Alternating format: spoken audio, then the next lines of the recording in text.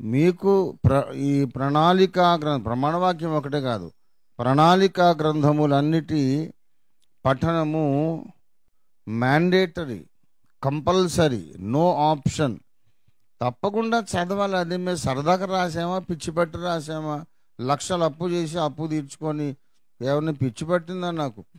కొన్ని నేను క్యాజువల్గా ఒకటి అనేది కూడా అది దేవుని మాట. ఇప్పుడు అజయ్ సాక్ష్యం చెప్పలేదు, ఎందుకో చెప్పాలనిపించింది. అంకుల్ కార్లో వెళ్తా ఉంటే బాబు కొంచెం మెల్లగా డ్రైవ్ చేయని చెప్పి. నాకు తెలుసా, నేను మెకానిక్ నా దాన్ని చూశాను, నాకేం తెలుసు. పరిశుద్ధాత్మ దేవుడు పలికించాడు.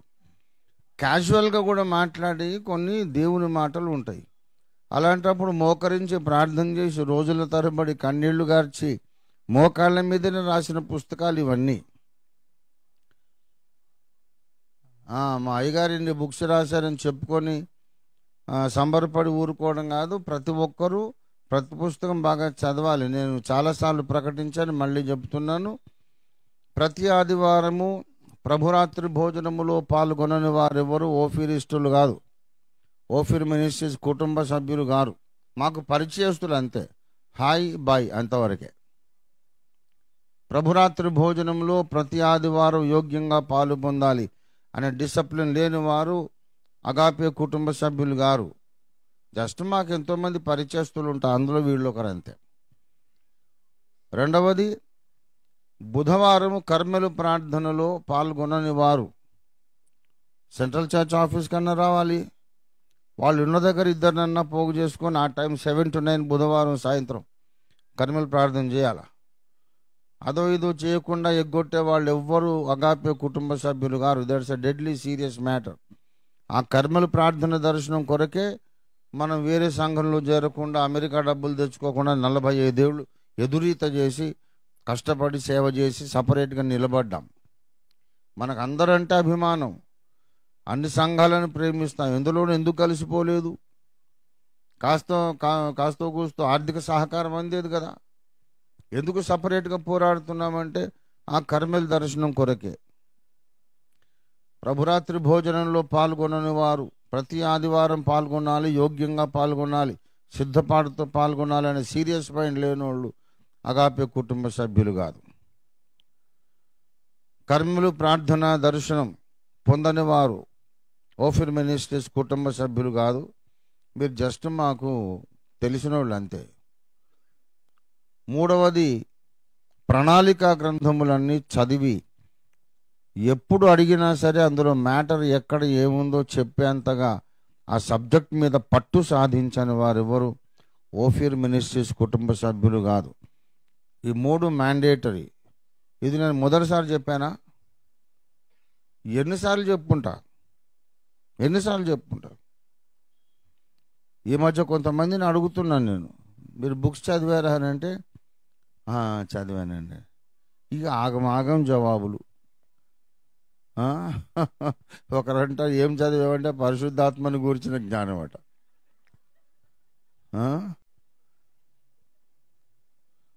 ఒక బ్రదర్ చెప్తాడు పరిశుద్ధాత్మని గురించిన విశ్వజ్ఞానం అట.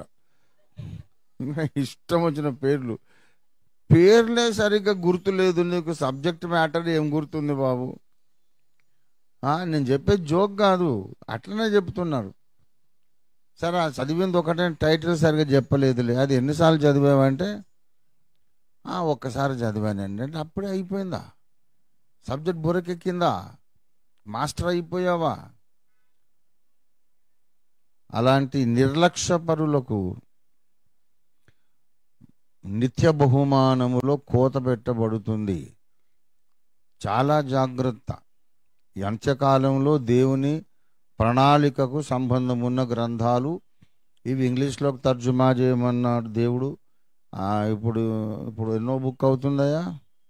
3వ పుస్తకం. అది ఈ వారం మనం ఎక్కించేద్దాము. అది డిజైన్ చేసిన కవర్ పేజీ రప్పించేసేసి this week we will start printing. I hope by next Sunday we'll have English version of English book Yugantam, the end of the present age, ready for release. దేవుని స్తోత్రం కలుగును గాక. హల్లెలూయా, హల్లెలూయా. కనుక అందరూ ఆ పుస్తకాలు చదవాలి. ఓసారి కడబూర పత్రిక నేను కూర్చొని చదువుకుంటున్నా. కడబూర పత్రిక నేను కూర్చొని చదువుకుంటుంటే ఎంపీఆర్ ప్రసాదరావు గారు వచ్చారు రూమ్లోకి.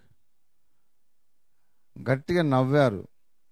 ఏంటి బ్రదర్, మీరు రాసింది మీరే చదువుకుంటున్నారా అంటే నేను చెప్పాను, అవును బ్రదర్, ఎందుకో దేవుడు చదవమన్నాడు. ఇక్కడ ఒక పాయింట్ నాకు ఫ్రెష్గా కనిపిస్తుంది.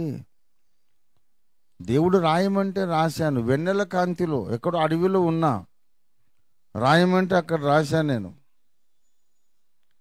కానీ ఇప్పుడు చదువుతుంటే నాకే అది తగులుతుంది, ఒక కొత్త ప్రత్యక్షత అని చెబుతుండగా దేవుడు నాకు ఒక సంగతి జ్ఞాపకం చేశాడు. ప్రవక్తలు కూడా వాళ్ళు రాసిన లేఖనాలు వాళ్ళే అలా చదువుకునేవాళ్ళట. అటువంటి సందేశాలు అవి. ఆ ఏడిసావులేరా, నీ గొప్ప నువ్వు చెప్పుకుంటున్నావు అనుకునే వాళ్లకు మాకు ఏం వివాదం లేదు. అయితే నేను నా బిడ్డలతో మాట్లాడుతున్నా. ఆయన వేస్ట్ అండి అనేవాళ్ళు ఉంటూనే ఉంటారు. పౌలు వేస్ట్ అన్నోళ్ళు కూడా ఉన్నారు. అసలు యేసయ్యనే వేస్ట్ అన్నోళ్ళు కూడా ఉన్నారు. కనుక ఎవడు వేస్టో అంత పైకి పోయిన తర్వాతే తెలుస్తుంది. కానీ నా బిడ్డలకు నేను చెప్తున్నా, మీరు తప్పకుండా ఆ పుస్తకాలు చదవాలి, లేకపోతే చాలా నష్టపోతారు. మంచిది, దేవునికి స్తోత్రం, హల్లెలూయా.